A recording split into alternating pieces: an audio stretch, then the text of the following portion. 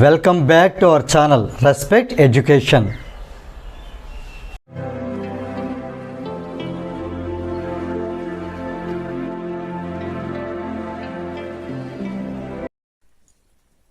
ఈ వీడియోలో మనం ఎక్సర్సైజ్ 8Bలో క్వశ్చన్ నెంబర్ 3 ఎలా సాల్వ్ చేయాలో నేర్చుకోబోతున్నాం. ఆ సెల్ ఆఫ్ ఈఎంఎఫ్ 1.8 వోల్ట్, ఇది ఒక సెల్, దీంట్లో ఈఎంఎఫ్ 1.8 వోల్ట్ ఉంది.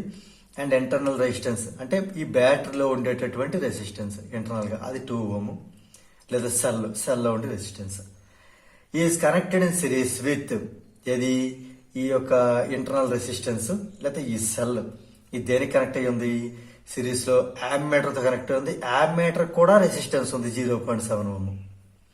అండ్ అది కాక సపరేట్ గా రెసిస్టర్ ఉంది, అది 4.5 ఓం. ఇలా కనెక్ట్ కాబడింది అంటే ఒక సెల్, దాని ఈఎంఎఫ్ 1.8 వోల్ట్, దాని ఇంటర్నల్ రెసిస్టెన్స్ 2 ఓం, అది యామ్మీటర్ తోని, యామ్మీటర్ రెసిస్టెన్స్ 7 ఓం. అలాంటి యామ్మీటర్ తో మళ్ళీ 4.5 ఓం ఒక రెసిస్టర్ తో సిరీస్ లో కనెక్ట్ కాబడింది. అంటే ఈ రెసిస్టర్, ఈ యామ్మీటర్ అండ్ ది సెల్ మూడు కూడా సిరీస్ లో కనెక్ట్ అయి ఉన్నాయి. ఇది సిచ్యువేషన్, ఇది సర్క్యూట్. ఇప్పుడు క్వశ్చన్ ఏంటి అంటే what would be the reading of the ammeter? Ammeter reading ఎంత ఉంటుంది? తర్వాత what is the potential difference across the terminals of the cell? ఈ సెల్ లోపల ఉండేది కాదు, టెర్మినల్స్ ఆఫ్ ది సెల్ అంటే టెర్మినల్ వోల్టేజ్ ఎంతో మనం ఫైండ్ అవుట్ చేయాలి. సో మనది ఎలా సాల్వ్ చేయాలో చూడబోతున్నాం. ఫస్ట్ ఇచ్చిన డేటాను రాద్దాం. ఈఎంఎఫ్ అంటే దాన్ని మనం ఎప్సిలాన్ తో డినోట్ చేస్తాం, అది 1.8 వోల్ట్. ఇంటర్నల్ రెసిస్టెన్స్ దాన్ని స్మాల్ ఆర్ తో డినోట్ చేస్తాం, అది 2 ఓం. తర్వాత యామ్మీటర్ కూడా రెసిస్టెన్స్ ఇవ్వడం జరిగింది. ఈ యామ్మీటర్ రెసిస్టెన్స్ నేమో R1 అని అందాం. ఓకే, R1 అనేది ఎంత? 0.7 ఓం ఇవ్వడం జరిగింది. అండ్ R2 అనేది 4.5 ఓం ఇవ్వడం జరిగింది. క్లియర్? ఈ రెండు సిరీస్ లో ఉన్నాయి కాబట్టి R1, R2 are in series లో ఉన్నాయి కాబట్టి ఇక్కడ సిరీస్ గా ఉంటే రెండు యాడ్ చేసేయచ్చు. ఈక్వలెంట్ రెసిస్టెన్స్ ఎంత అవుతుంది? R1 ప్లస్ R2 అవుతుంది. అంటే 0.7 ప్లస్ 4.5 అవుతుంది. అంటే ఇదంతా 5.2 ఓం అయ్యింది. ఇది మనకి RS 5.2 ఓం రావడం జరిగింది. ఇదిలా ఉంచండి. అంటే ఇప్పుడు ఈ రెండు కలిపితే మనకి 5.2 ఓం, రైట్? ఇదిలా ఉంచుదాం. ఇప్పుడు మనకి ఫస్ట్ బిట్ ఏంటి? అదే ఏ బిట్ ఏంటి? What would be the reading of the ammeter? Ammeter దేని మేర చేస్తుంది? కరెంట్ ని మేర చేస్తుంది. అంటే మనం కరెంట్ ని ఫైండ్ అవుట్ చేయాలి. కరెంట్ ఐ ఫైండ్ అవుట్ చేయాలి. ఈ సర్క్యూట్ లో ఉంటే కరెంట్ ఐని మనం ఫైండ్ అవుట్ చేయాలి, అది మన టార్గెట్. ఇప్పుడు కరెంట్ అనేది మనకి ఎలా పాస్ అవుతుంది? ఇక్కడ ఈ యామ్మీటర్ నుంచి వచ్చిన కరెంటు ఇలాగే సెల్లో నుంచి ఇలాగే రెసిస్టర్ లోంచి ఈ టోటల్ రెసిస్టెన్స్ ఇది కదా ఇలా పాస్ అవుతుంది. అయితే మనకి ఇచ్చిన వాల్యూస్ చూస్తే సెల్ కి ఒక ఈఎంఎఫ్ అంటే ఇవ్వడం జరిగింది, అది ఎప్సిలాన్. ఇంటర్నల్ రెసిస్టెన్స్ ఇవ్వడం జరిగింది, ఇది ఎక్స్టర్నల్ రెసిస్టెన్స్ అవుతుంది. దీని మనం ఎక్స్టర్నల్ రెసిస్టెన్స్ అవుతుంది. మనకి ఎప్సిలాన్ కి, ఇంటర్నల్ రెసిస్టెన్స్ కి, ఎక్స్టర్నల్ రెసిస్టెన్స్ కి, కరెంట్ కి ఉండేటట్టు రిలేషన్ ఏంటో తెలియాలి. ఆ రిలేషన్ ఏంటి అంటే ఆల్రెడీ ప్రాబ్లం 1, 2 చెప్పడం జరిగింది. Epsilon is equal to I into R plus R. Clear? ఇక్కడ మనకి ఎప్సిలాన్ అంటే 1.8 అండ్ ఐ అంటే మనం ఫైండ్ అవుట్ చేయాల్సింది. మరి ఆర్ అంటే ఎంత? ఆర్ అంటే ఇక్కడ అర్థం చేసుకున్న విషయం ఏంటంటే ఇది external radius. R is external radius. Small R అంటే ఇంటర్నల్ రేడియస్, అంటే బయట ఉండేటటువంటి రేడియస్. బయట ఉండే రేడియస్ అంటే ఈ టోటల్, ఇది ఆల్రెడీ ఫైండ్ అవుట్ చేసాం. సో ఇదే ఆర్ అంటే 5.2 ఓం ఆర్ అంటే ఇక్కడ. సో ఇక్కడ 5.2 ప్లస్ స్మాల్ ఆర్ మనకి ఇచ్చే 2 ఇవ్వడం జరిగింది. ఇప్పుడు సింప్లిఫై చేద్దాం. 1.8 equal to I into 5.2 plus 2, ముందు ఈ పైన 2 యాడ్ చేయాలి, అంటే 7.2. ఇప్పుడు ఐ కావాలి అంటే ఈ 7.2 ఇటు మల్టిప్లికేషన్ ఇటు డివిజన్ అవుతుంది.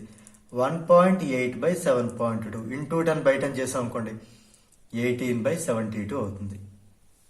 అంటే 18 1 జార్ 18 4 జార్ అంటే 0.25 కరెంట్ కాబట్టి యాంపియర్ లో ఉంటుంది. సో కరెంట్ అయితే మనకు వచ్చింది. Therefore current I equal to 0.25 amps అయితే యాంపియర్. అంటే the reading of the ammeter is 0.25 ampere అని రాసేయండి. ఇదే కదా కరెంట్ అయిపోయింది. ఇంకా బి బిట్. ఇప్పుడు పొటెన్షియల్ డిఫరెన్స్ ఫైండ్ అవుట్ చేయాలి across the terminals of the cell, inside the cell కాదు, టెర్మినల్స్ ఆఫ్ ది సెల్. అంటే ఇక్కడ మనం దీన్ని ఎలా సాల్వ్ చేద్దాం? ఫస్ట్ ఓమ్స్ లా అప్లై చేసి చేయొచ్చు. ఓమ్స్ లా ఏం చెప్తుంది? V equal to IR. ఇక్కడ అర్థం చేసుకోవడం ఒక విషయం, V అనేది terminal voltage, nothing but external voltage. అంటే V అనేది ఎక్స్టర్నల్ అయినప్పుడు క్లియర్, దానికి సూటబుల్ R కూడా ఎక్స్టర్నల్ ఆరే యూజ్ చేయాలి. కరెంట్కి ఎక్స్టర్నల్ ఇంటర్నల్ అని ఉండవు, కరెంట్ ఏదైనా సేమే. ఇప్పుడు మనకి టెర్మినల్ వోల్టేజ్ అంటే V కావాలి, నథింగ్ బట్ V ఎక్స్టర్నల్ అంటే ఎక్స్టర్నల్ వోల్టేజ్ కావాలి. I సేమ్ అని చెప్తున్నాను, Iని మనం 0.25 యాజ్ రాసేయచ్చు, లేదా 1/4. 1/4 అంటే 0.24 ఉంటాయి కదా, ఇక్కడ సింప్లిఫికేషన్ పర్పస్ కోసం నేను 1/4 అని రాస్తున్నాను. Into R external. R external అంటేనే చెప్పాను మీకు, బయట ఉండే R అంటే టోటల్ R. అంటే ఇక ఆల్రెడీ ఫైండ్ అవుట్ చేసాం 5.2. ఇక్కడ కూడా మీకు చెప్పడం జరిగింది, R ఎక్స్టర్నల్ అంటే 5.2. ఈ 4తో 5.2 ఎన్నిసార్లు క్యాన్సిల్ అవుతుంది? 1.3 టైమ్స్. అంటే ఇప్పుడు V ఎంత వచ్చింది మనకి? 1.3 వోల్ట్స్ రావడం జరిగింది. ఇది టెర్మినల్ వోల్టేజ్. ఇది ఒక మెథడ్. టెర్మినల్ వోల్టేజ్ ఫైండ్ చేయడం ఇంకో మెథడ్ కూడా చెప్తాను చూడండి. ఇది మెథడ్ 1 అనుకుందాం. ఇప్పుడు నేను చెప్పేది method 2.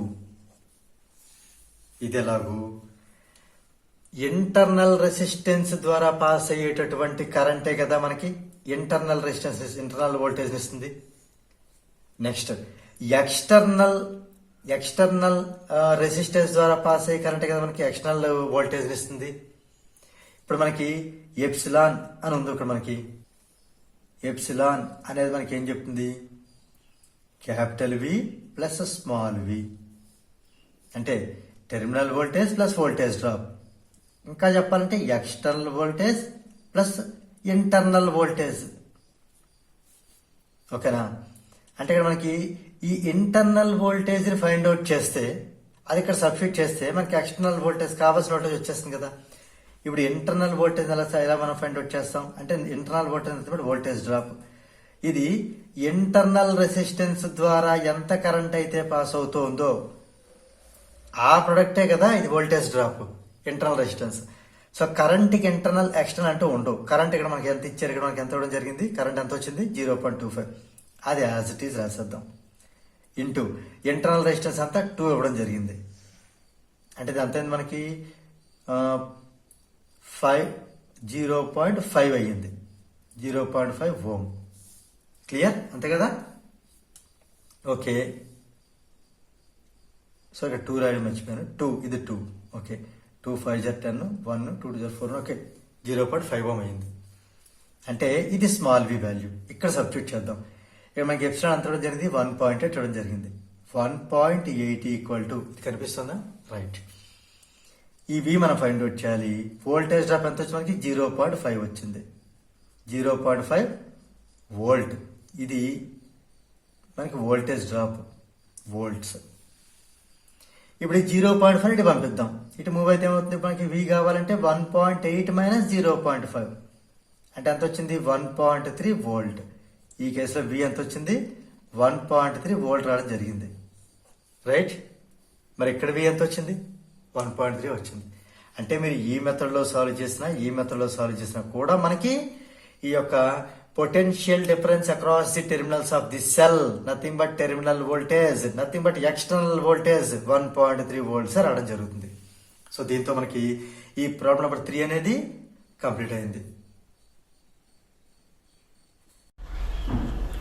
If you feel this video is helpful to you, please like, share and subscribe our channel. And please do not forget to press the bell button so that you will get the notifications from our channel. Thank you very much.